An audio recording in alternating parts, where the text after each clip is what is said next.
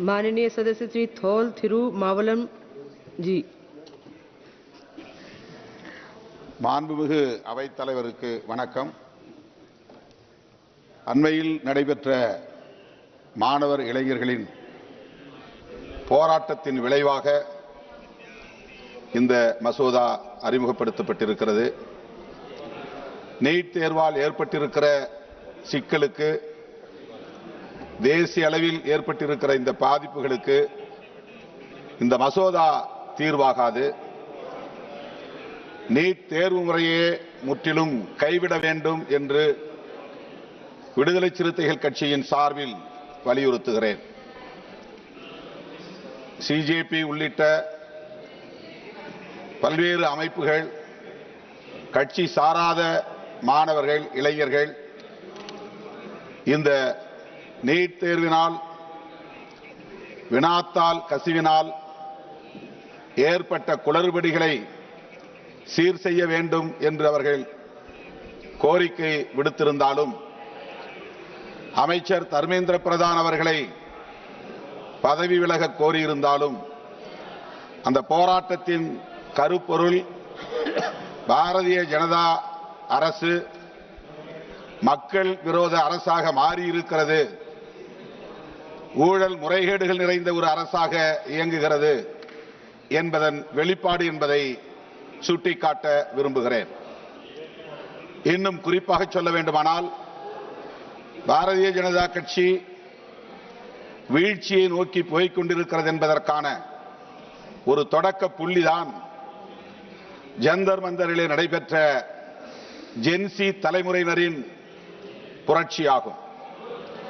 இது மாணவர்கள், இளைஞர்கள் நடத்திய போராட்டம் என்று மிக சாதாரணமாக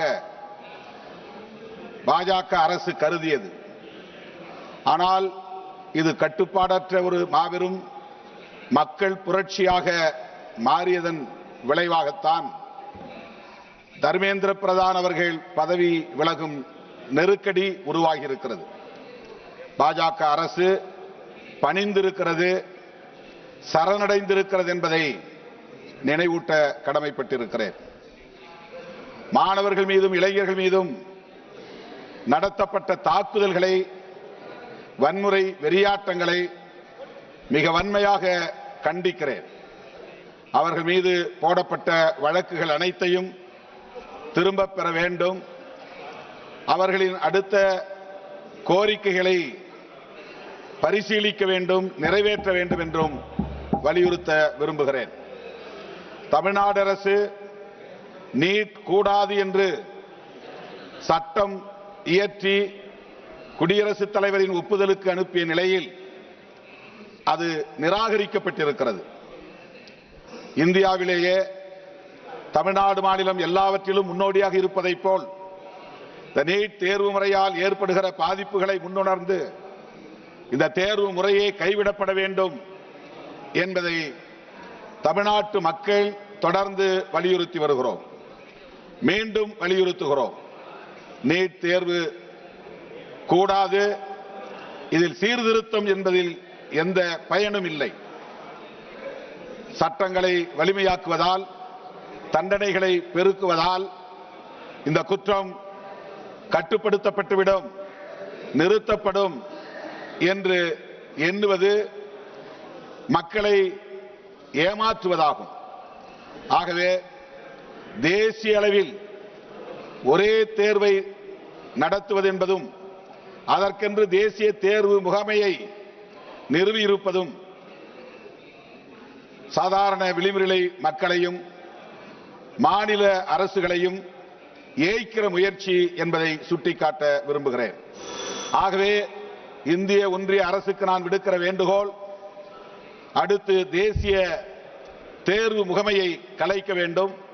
மாநில அரசுகளே தேர்வு முறைகளை வரையறுத்துக் கொள்ளவும், நுழைவுத் தேர்வை நடத்துவதற்கும் வழக்கம் போல் அனுமதிக்க வேண்டும் என்று கேட்டுக்கொள்கிறேன்.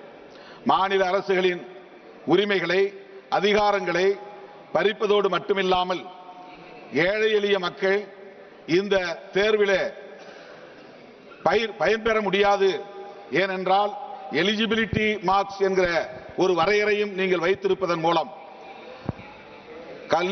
போதிய மதிப்பெண்களை எடுக்காதவர்கள் ஜஸ்ட் பாஸ் என்கிற நிலையிலே பெருமளவில் பணத்தை கொடுத்து தனியார் கல்வி நிறுவனங்களில் மருத்துவம் படிக்க முடியும் என்பதற்கான வாயில்களை திறந்து வைத்திருக்கிறீர்கள்.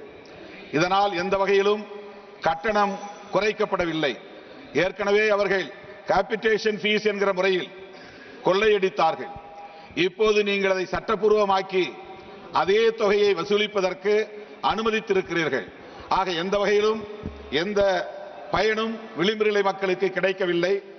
அரசு கல்வி நிறுவனங்களில் படிக்கிற மாணவர்களும் பயன்பெறவில்லை என்கிற நிலையில் இந்த நீட் தேர்வு முறையை முற்றாக கைவிட வேண்டும் என்று நான் வலியுறுத்துகிறேன்.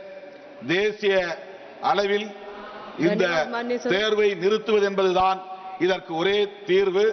தமிழ்நாட்டுக்கு மட்டுமல்ல, அனைத்திந்திய அளவில் அனைத்து மாநிலங்களும் தனிப்பட்ட முறையில் நுழைவுத் தேர்வை நடத்துவதற்கு அனுமதிக்க வேண்டும். அதற்கு ஒரே தேர்வு கல்வியை மீண்டும் ஒத்திசைவு பட்டியலில் இருந்து மாநில அதிகார பட்டியலுக்கு மாற்ற வேண்டும் என்று வலியுறுத்தி கேட்டு வாய்ப்புக்கு நன்றி கூறி முடிக்கிறேன்.